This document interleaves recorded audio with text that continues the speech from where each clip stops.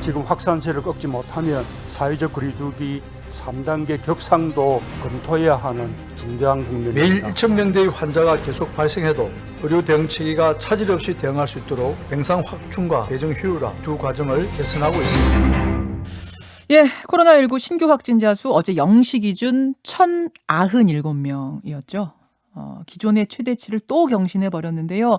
사회적 거리두기 2.5단계 시행한 지 2주가 다 돼 가는데도 왜 효과가 안 나오는 건지, 확산세가 왜 꺾이지 않는 건지 요거 궁금하고, 그래서 어제 3단계로 격상할 거라는 관측들이 많았는데 3단계를 가지 않은 이유도 궁금하고, 궁금한 게 많습니다. 방역당국 연결합니다. 보건복지부 대변인이자 중앙사고수습본부 손영래 기획반장 연결이 되어 있습니다.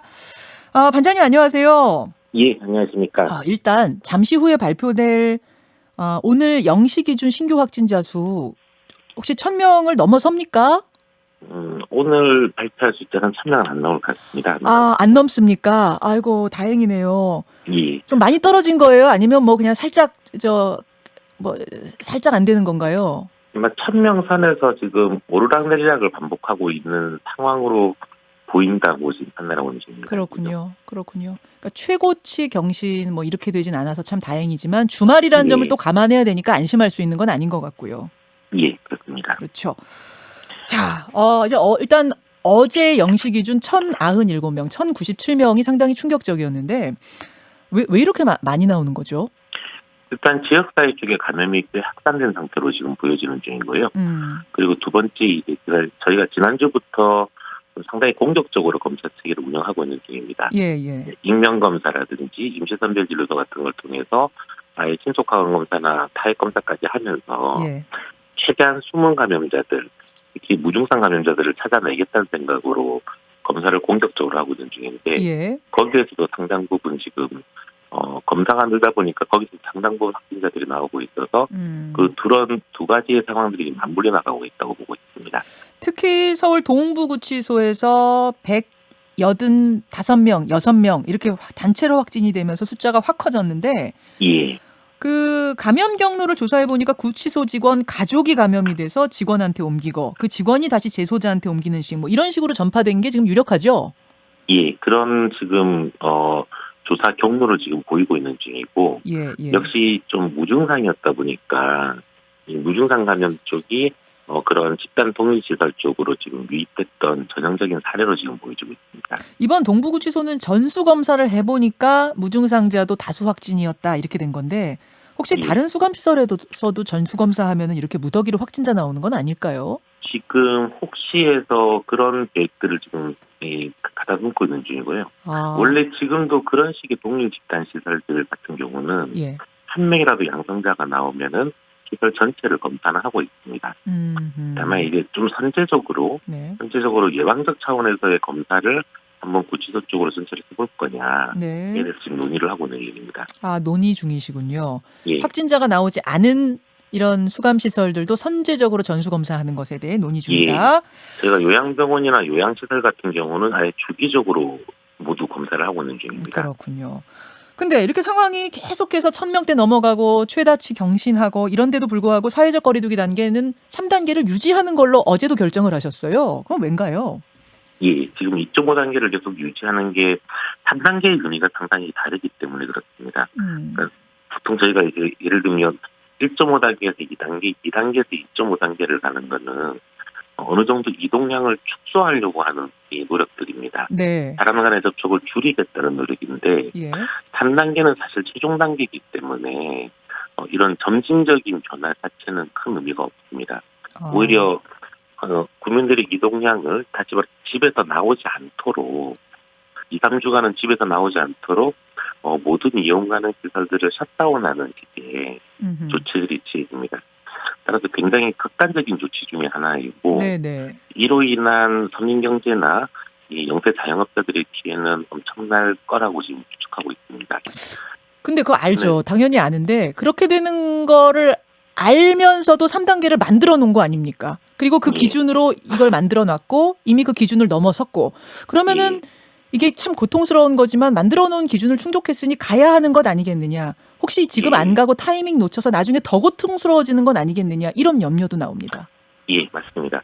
그 3단계를 보통 판단하는 기준들은 저희가 800에서 1000명을 넘어갈 때라고 지금 얘기를 했는데 예. 그때는 기준값 안에 들어가고 있습니다. 예. 현재는 970명대로 1000명을 완전히 초과하지 않았지만 이 기준 범위 내에서 위쪽 편에 위치해 있는 상황이고요. 예, 예. 다만 여러 보조 지표를 갖다가 저희가 보겠다라고 했는데 그 보조 지표들의 의미가 결국 두 가지 질문입니다. 하나는 역학조사를 통한 추적 격리가 불가능해질 정도로 환자가 많아지기 시작했느냐. 그다음 두 번째, 의료 체계에서 수용하기 힘들 정도로 네. 환자가 많아졌느냐. 이 두 가지가 가장 중요한 질문들입니다. 역학조사가 가능하냐 불가능하냐, 의료체계가 감당 가능하냐 안 가능하냐, 이걸 보조지표로 본다. 예. 예, 이 두 개 중에 하나라도 충족되면 3단계에 들어가야 됩니다. 근데 현재 상황은 지금 둘 다 해서 어느 정도 버티면서 직행하고 있는 상황이고 또 하나 전체적으로 저희가 선제 검사를 통해서 환자들을 찾아내고 발견해내기 시작한 게 지난주부터의 조치이고 네네. 또 하나 이동량이 극단적으로 좀 줄어드는 게 지난 주말부터 좀 줄기 시작했습니다. 그러니까 이 두 가지의 가능성, 하나는 환자들을 빠르게 걷어내는 작업들이 좀 더 속도를 붙였다는 거 하나와 네. 하나는 이동량이 상당히 떨어져 있는 상황이 지난 주말부터 전개되기 시작했다는 것들. 예. 그런 거를 볼 때 현재 금주를 굉장히 중요한 분수령으로 보고 있습니다. 이번 주요. 이번 주. 예, 이번 주에 1000선에서 이게 유지되면서 좀 떨어지는 경향들이 보이게 될지 네. 아니면 그럼에도 불구하고 1000선에서 네. 다시 계속적으로 올라가는 상향 곡선을 그리게 될지 이 판단이 상당히 중요할 거라고 보고 있는 중입니다. 이번 주가 그러면 3단계로 가느냐 안 가느냐의 분수령이 될 거다. 이렇게 보면 되겠군요. 예, 그렇습니다. 이번 주. 예, 이번 주 일단 첫 스타트 월요일은 1000명 아래니까 조금 그래도 수치상 안심인데 내일 또 이제 주말이었으니까요. 내일 또 1000 넘고 뭐 계속 이렇게 되면 그때는 3단계 고통스럽지만 가야 될 수도 있겠군요. 예, 그렇습니다. 알겠습니다. 3단계는 국민들의 협조가 중요하기 때문에 예. 저희가 최대한 상세하게 지금도 내용을 밝히고 있고 예.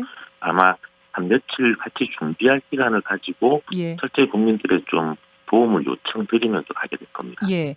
그 3단계를 하면서 지역 간 이동 제한 같은 락다운이죠. 그렇게 이동 제한까지 해야 효과가 있다라는 전문가들 의견도 나오더라고요. 그건 어떻게 보세요? 락다운은 사실 이 개인의 자유를 너무 침해하는 조항이기 때문에 이거는 정말 좀 극단적인 상황이 아니면 사실은 현대 민주주의 사회에서는 하지 않는 정책 중 하나입니다. 근데 또 외국에선 그렇게 했었잖아요. 유럽 같은 데서는. 예, 외국은 사실은 상황 통제 자체가 불가능하다고 판단했기 때문에 했던 거고 저희는 오히려 한다 그러면 락다운의 조치보다는 네. 셧다운에 가까운 조치가 될 것 같아요. 가게문 닫는 거지. 사람들 뭐 지역 간에 이동하지 마십시오. 여기까지는 3단계로 가더라도 그렇게까지는 안 갈 것이다. 예. 자, 백신 얘기 잠깐만 하겠습니다. 어제 정세균 총리가 KBS TV에 출연해서 이렇게 말을 했어요. 한국식약처에서 내년 초에 아스트라제네카 백신 사용을 허가할 것으로 본다. 그러면 미국 FDA 승인과 관계없이 접종할 수 있다. 뭐 미국만이 최고다 이런 의미는 전혀 아닙니다. 전혀 아니지만 미국 FDA가 파이자, 모더나는 긴급 승인하면서 아스트라제네카만 안 한다고 하면 솔직히 찜찜한 건 사실 아니겠습니까? 어떻게 파악하고 계세요? 그러니까 저 총리님의 말씀은 미국의 승인 과정과 한국의 승인 과정은 각각의 독립적인 개별 과정이다라고 강조를 하신 거라고 판단을 하고 있습니다. 일단 저희도 식약처에서 승인 과정에서 안전성을 충분히 검증하게 될 거고요. 예. 다만 이제 외국 상황을 놓고 봤을 때는 미국 FDA 승인은 좀 늦어질 것 같지만 예. 영국이나 유럽의 이 FDA 쪽에서의 승인은 아마 금주 또는 다음 주 중에 일어날 것으로 지금 보고 있습니다. 그런가요? 예, 그러니까 외국에서의 승인 과정도 같이 좀 보고 외국에서의 사용 과정도 좀 지켜보면서 네. 저희도 승인을 최대한 신속하게 안전성을 검증하면서 하게 될 거다라고 이해해 주는 것 같습니다. 아니 근데 영국도 해주고 뭐 이런 유럽이 해주는데 왜 미국은 안 해줘요? 그게 아마 저희로서도 자세히 알 수는 없습니다. 그 부분들이 왜 그렇게 되고 있는지는. 그러니까 이제 미국 FDA 쪽에서는 이 제출된 자료 중에서의 이상 임상 시험 중에서 이탈리아 쪽에서의 자료에 문제가 좀 있다라고 이탈리아에서 실험한 그룹 쪽에서의 데이터에 문제가 있다라는 판단들을 하고 있는. 이탈리아 그룹에서 3상 시험했잖아요. 네. 예. 그리고 아마 유럽과 지금 영국은 그 소규모 데이터를 제외하더라도 전체적으로 효과가 있고 심지어 이탈리아 쪽도 기본 효과까지는 달성되고 있다라고 판단하는 것 같습니다. 그러면은 우리 이제 전문가들이 쭉 보실 때는 미국 FDA에서 지금 내주진 않고 있지만 그 문제 삼고 있는 부분이 안전성이나 이런 부분에 큰 문제가 없을 정도라고 판단을 하고 계신다는 이야기로 해석해도 될까요?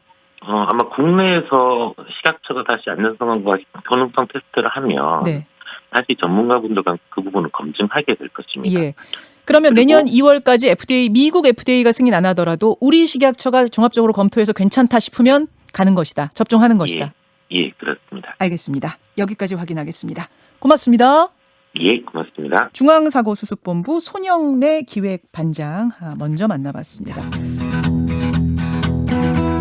김현정의 뉴스쇼는 청취자 여러분의 참여로 이루어집니다. 트위터, 페이스북, 레인보우 게시판, 그리고 단문 50원, 장문 100원의 유료 문자 샵 1212, 우물정 1212 통해 참여하실 수 있습니다. 김현정의 뉴스쇼, 여러분과 함께 만듭니다.